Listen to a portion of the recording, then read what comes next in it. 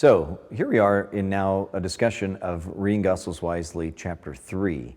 And in this chapter, which was one of the ones that I had a lot of fun sort of preparing the lectures over years and then writing as well, I'm talking about why we need the Gospels, or in my kind of Rocky and Bullwinkle funny subtitle, why St. Paul is not enough. And of course, I don't mean by that any denigration of Paul or his witness or the rest of the New Testament, but the point is, coming from my own experience, and I've seen from many students as well, that the Gospels for us as evangelicals have been kind of an unpleasant stepchild or something like that. Not that there's anything wrong with stepchildren, but the idea is that we have often neglected the Gospels. I think this is changing. It's interesting, having taught for many years now, I've seen even a difference from the earliest days of my teaching NT1 till now, that there has been a growth in the Gospels and love for them and appreciation of them, and maybe I've kind of jumped on that train and maybe in some small way contributed to that as well. But the point is, I think there's a real growth in an appreciation of the Gospels that we maybe didn't have before. At least my experience when I was in seminary was that it was all about Paul. It was all about Paul and the law and all these issues of Paul. And the way I learned the Gospels wasn't in a way that was particularly inspiring to me. Maybe it was my fault more than anything, but for whatever reason, my experience was I didn't understand how to use the Gospels. I think I was scared of them. I think maybe that imitation thing I've talked about in another lecture, that was a little scared of that would diminish Jesus or something.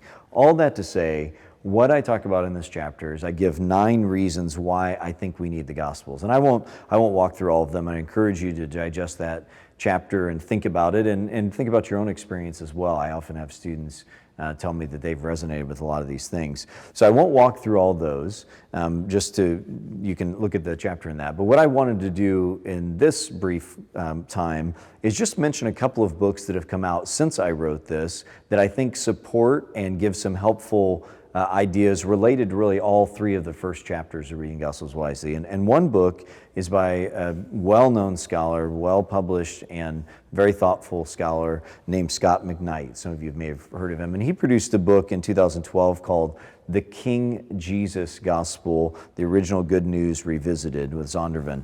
And Scott is a friend and is a great scholar, sometimes provocative, sometimes evangelicals don't like some of the things he says, and that's okay. We shouldn't just read people we totally agree with.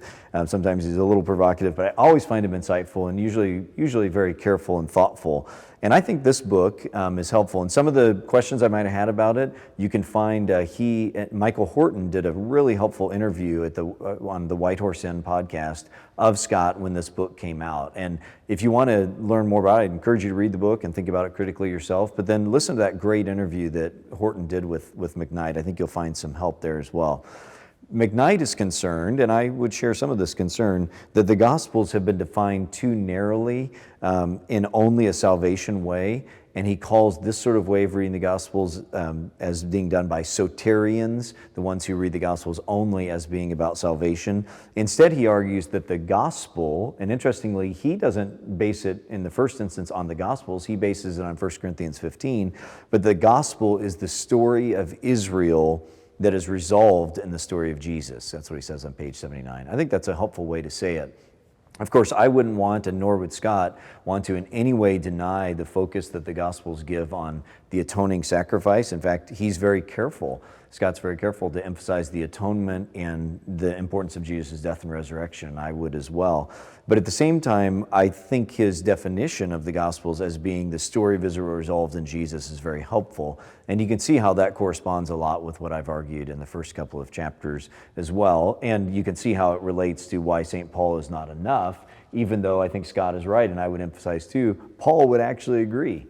When I say why St. Paul is not enough, I don't mean that Paul is in somehow disagreeing with the Gospels, but that our reading of Paul has not always been the best reading, and that we should instead see Paul and the Gospels as in concert here. Another book to mention, another person that for evangelicals is both loved and sometimes people are not sure totally what to do with, and that's another prolific scholar, N.T. Wright.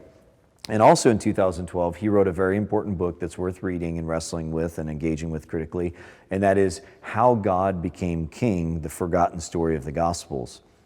And you can find a lot of great reviews of this book. Again, just take it up and read it yourself and be a thoughtful reader of it, engager of it.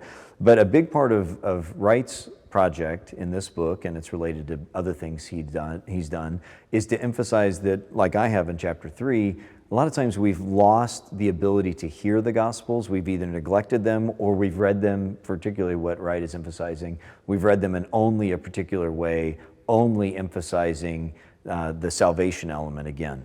Now, in this case, Wright maybe overemphasizes things. Maybe he doesn't emphasize the salvation part enough. I mean, you'll have to make that judgment yourself, and I don't want to overstate and misrepresent him as well. But what he does emphasize, he emphasizes that the Gospels give us a lot more than that, and in this I agree with him fully. Mostly that the Gospels tell us about the story of Israel is one of the images he gives. He gives this idea of sort of 4 quadraphonic speakers that we need to hear and kind of listen to again. One speaker gives us the story of Israel, and that we need that in the Old Testament story to understand the Gospels. The second speaker is the story of Jesus as the story of Israel's God. So we're learning to read the story of Jesus as the depiction of God revealing himself in connection with Israel. The third speaker that we need to hear is the launching of God's renewed people.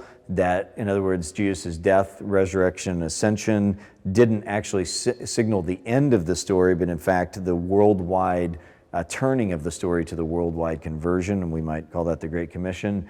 And then the fourth speaker we need to hear is the story of the kingdom of God clashing with the kingdom of Caesar. And Wright helpfully points out that all throughout the Jewish scriptures as well, and in the New Testament and early Christianity, there's a power struggle, and the Jewish writers as well were very conscious of the world powers, whether it's Egypt or Babylon or others, and how their faith and how the true God interacts and ultimately conquers over them. And once you say that, you realize, of course, the New Testament is thinking the same way, the Gospels through Revelation as well. And so Wright suggests that these 4 speakers will help us, or these 4 images will help us read the Gospels better and read them more fully. And I think he has a lot of things to say here as well that are very, very helpful. And so I just want to mention these couple of books as other ones that are wrestling with some similar issues I am and saying some similar things, maybe in some slightly different ways at points as well. And that would again be why we need the Gospels and how to read them in a good way from what I'm saying and from what McKnight is saying and Tom Wright as well.